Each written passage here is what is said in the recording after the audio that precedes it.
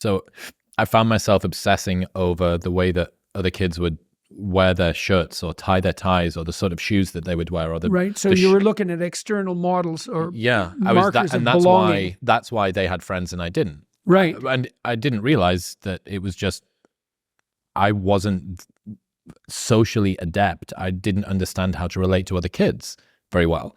And I think I just got to the stage, especially when I went to university, that I'd spent enough time for me to have learned at least some rough-hewn social skills, and now finally was able to sort of cast off some of the presuppositions that had maybe been following me.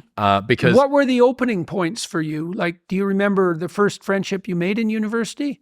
Oh yeah, the guys that I lived with. So okay, so these were roommates? Yeah. Okay, so that's a good see, that's a thing that's hard to duplicate online, right? Correct. Because it's having a group of roommates is a formative experience. It was crazy for me. I didn't know, because again, only child, 2 parents living in a small house.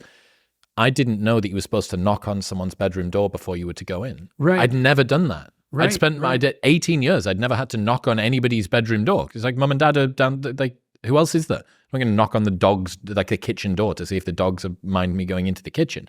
And so many of those things, like looking back on it now, are just so ridiculous. Not knowing that was something that you were supposed to do. Yeah, well, not knowing those elementary skills, though, that can be a huge impediment. You know, I had people in my clinical practice. We spent hours practicing how to introduce them and to shake hands. Because you want to be expert at that. Because if you're not good at that at all, like if you're really bad at it, you're screwed. You can't even tell someone your name.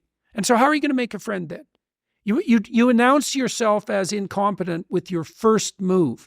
And then if that happens to you 10 times, you're so terrified. Disincentivizes. Oh God, terribly, terribly. And so you should become expert at that. That's something you can do with your kids, is so they can become expert at introducing themselves, you know? Shake hands, do it with a bit of a firm grip. Look at the other person. Try smiling, you know, match your tempo to the other person.